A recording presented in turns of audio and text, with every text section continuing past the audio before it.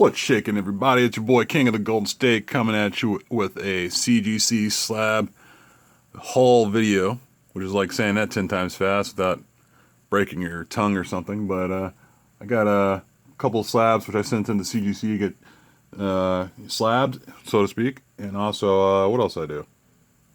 Got one from Cal Comic Con over the weekend. It was a one-day con, which was a really cool con to go to. I mean, it's a small little show. And ran into a couple of guys from who I see on Instagram, Comic Books 22, Storm Shadow 80. If you guys haven't seen them, check out their Instagram pages and give them a follow.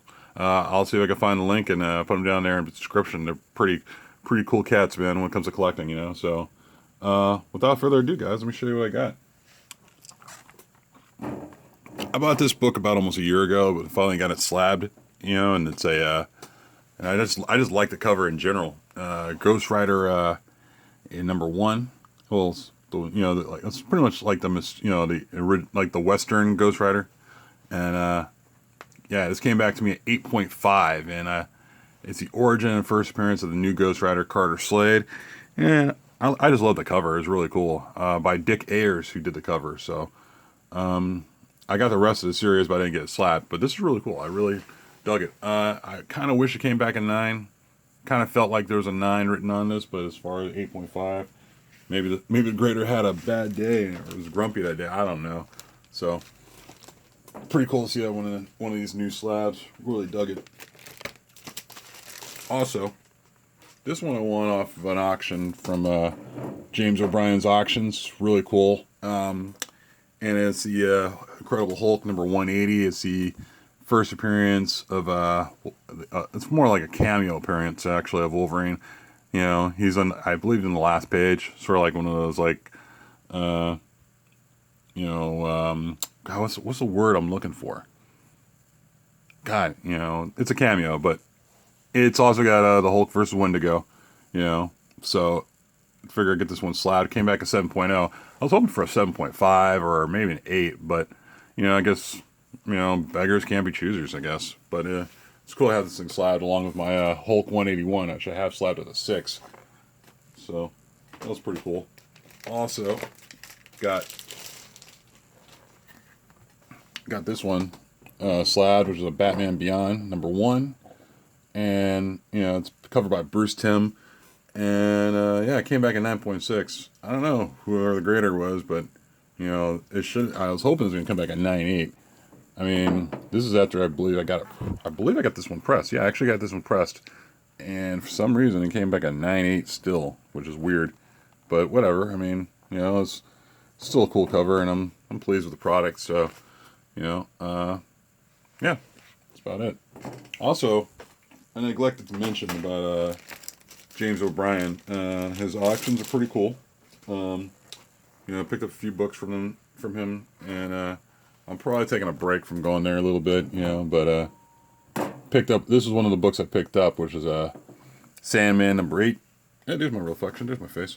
Yeah, Sandman #8 is the first appearance of Death, and you know, it's a really, you know, I just like the cover, and I used to pick up, you know, a lot of these you know, Sandmans before, but I stopped. You know, actually, it was more Death than Sandman for some weird reason. I don't know if I could have gotten into Sandman. Maybe it's because I was too young for it. But yeah, give James O'Brien's Auctions a try. Give it a shot. You know, you might win something there. You might not. Who knows? But or just give any auction a try. You know, sometimes they're kind of worth your time. So yeah, Sandman #8, first appearance of Death. Got a slab, came back at 9.4. Which I thought, alright, that's fine. This one I was hoping was going to come back at 9.2, and I also got this from his auction site as well. You know, his auction page as well. With Sandman #1. And it's a first issue, obviously, and it's first appearance of Morpheus. And it's a cameo by Wesley Dodd. And yeah, came back at 9.0. I was hoping for more of a 9.2, but that's fine. You know, no big deal. You know, I'm not going to lose sleep over stuff like that. This one I just got because of the cover. Just for the sake of the cover. And I figure what the hell. Might as well just buy it. I mean, it's not a 9, it's not a 9.8, although I'm starting to become like a grading whore at times. Pardon my language, kids, but, you know, when you get older, you want to be a grading whore. But, this is the Infinite Crisis Fight for the Multiverse #1. It's a 9.6 variant cover by Terry and Rachel Dotson. Covers by people who do covers like the Dotsons or Adam Hughes, man. It's hard for me to say no on picking their stuff up because they really do some really great work, regardless if it's just a cover or not. It does some really kick-ass work. So yeah, I found this one on eBay and I just picked it up and said, what the hell? You know, it's really good stuff. I mean, I don't even care about the story, honestly. I just like the cover. You know, so. Also, picked this one up. This one was after I lost a bidding. I figured I had to go look for it online, and I found it for the better than price that I saw on the bid. Was Incredible Hulk #92. This is the second print variant. I believe it's a second print, not a variant. I want to say it's a second print, but they marked it down as a variant. And this one's kind of more harder to find than the original copy of Incredible Hulk #92, where it's, you know, Planet Hulk. And my original copy came back in 9.6, if you've seen previous video, but this one is a 9.8, which I was pretty stoked to get. And this one, yeah, like I said, this one's more harder. It's much more harder to find than the original cover. So I was just happy to find that one on eBay, and that's mine. There we go. Also, what else did I pick up? Oh, yeah, this one came in from Australia. There was a guy who had a comic shop over there, and I just bought it off of him. And it's fine. Actually, it's not terrible. Actually, I'm actually proud of the copy I have. You know, because I don't know if I could pay too much for one of these. Fantastic Four #2, and of course, you know, it's the first appearance of the Skrulls, second appearance of Fantastic Four, but they're not in the costumes yet. They're still just like, you know, regular you and me kind of people. So it's kind of, you know, it's kind of cool. I'm still trying to catch up on my Fantastic Four collection, at least get the first 100 issues, and then I'm still debating on getting anything from 100 to 200. But then again, I'm kind of working on my John Byrne run, which is in the 200s. So who knows? I might try to complete the whole Fantastic Four run, depending on how far I get. But yeah, the cover is not, you know, the colors don't come out as well as any other comic book, but I don't know, I just wanted to have it, and I got it for a pretty good price. So I negotiated down to a pretty decent price, and 2.5, can't go wrong with that, right? So what else we got here, guys? I picked this one up regardless of political opinion, guys. You know, this is going to be worth, this is, I think, in my opinion, probably will be worth something down the line in the world, you know, somewhere down the line. So, picked this one up, which I probably should have picked up a long time ago, which was The Amazing Spider-Man, #583. It's the inaugural day special edition.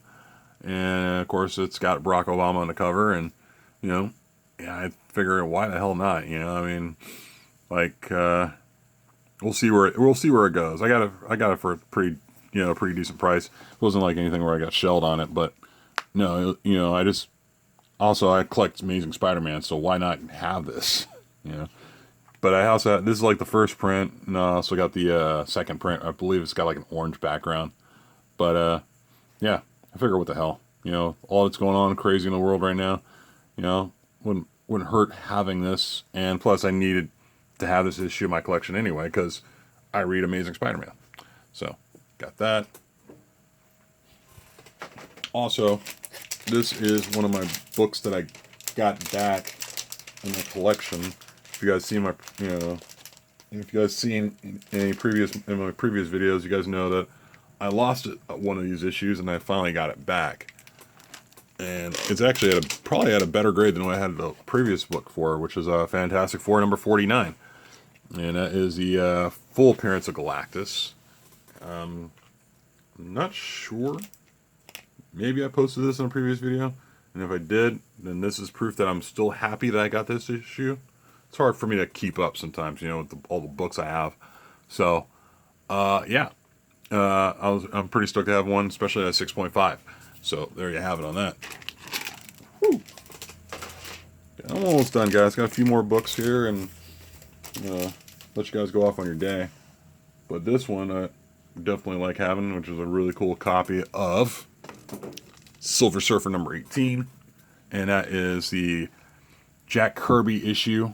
Is the only issue he's done for Silver Surfer, which it was like number 18, and then they canceled the title. It's almost like Jack Kirby was like the bad luck or something. Like, hey, let's put Jack Kirby on there to do a run of Silver Surfer, and they were like, psych, we're just gonna cancel it. But yeah, number 18, Silver Surfer. I'm not sure if you guys are old enough at this point. Maybe you guys are, maybe you guys are movie buffs or something. But if you guys haven't seen the Denzel Washington movie Crimson Tide, and then there was a scene in that movie where there was an argument between which was a better Silver Surfer, the Morbius Silver Surfer or the Jack Kirby Silver Surfer. The funny thing was Jack Kirby only did one issue of Silver Surfer, and the two guys got into a fight over it. So I mean, it was pretty funny, and that was one of the reasons why I picked this up. Another reason was this was one of the answers on this is one of the questions from ETA Nick's trivia contest, which I missed. So I figured, I'd look it up and go find this issue. And little, funny as it may seem, I mean, it was like also part of a scene from Crimson Tide. They didn't show the actual book, but it was still funny. It was like, oh my god. But yeah, I got this one, and I'm probably gonna see if I can finish up my Silver Surfer run as well, just like Nick did his run. Just finish up the run if you could. So we'll see where we go from there. Also, guys, got another book back into the family. It's Flash number 139. This one I got off an eBay sale. I looked high and low for a decent copy of Flash 139, because my original copy was so clean and so smooth. I thought I was going to get like a higher grade than a 6.5. It's a whole different story, but I'm just glad to have this back, and especially slabbed. So it's one of those things that just, it's one of those few things that make you happy, as a collector. It's like, it sucks having to pay for it again, but it's really cool to have it back in your possession again, because, you felt like you don't want it gone. So now here it is. So kind of came out the pocket for that. Also, one last thing, guys. Picked this one up from the Cal Comic Con, and this one probably made me more excited than the getting some of my books back, honestly, because this one's already slabbed. And like I said, I picked this up from Cal Comic Con back over the weekend. The Flash number 105. Yes, The Flash number 105. Not in the greatest condition, but still a complete copy. Of course, it got some scuffing and such. It's a 1.5 copy. What do you want, right? It's a cream to off-white pages, and it's the closest. It's probably the closest I'm going to get to the first appearance of Barry Allen, as the Flash, because of course you all know that he did a showcase issue of Barry Allen, of himself as a Flash and Showcase. So that, I mean, I don't know. Despite what I do, I mean, maybe if I sell a bunch of other books I don't want, and then I'll get myself like that first appearance of the Flash. But then again, it's kind of hard to find those, like that aren't restored. This one is a full copy. No other major issues. As far as a detached cover goes, everything's on it. So I was just pretty stoked to have this copy. I talked to let me see, the person I bought it from over the Cal Comic Con was a guy who I know at a local comic shop over here in Northern California, who I frequent, and I just saw that hanging there on his display, and I was like, in my brain, I'm thinking, God, I want that book. And I talked him down to a pretty good deal, and he was able to go with me on that, and I was like, okay, cool. So took it home, and here I am. Yeah, guys, that's pretty much all I got as far as things I got slabbed or picked up from eBay or what have you from CGC, and that's about it. Tell me what you guys think. Give me a like, comment, subscribe, and feel free to share the video. I'm going to get something to eat. I'm starving. I'll talk to you guys later. Peace.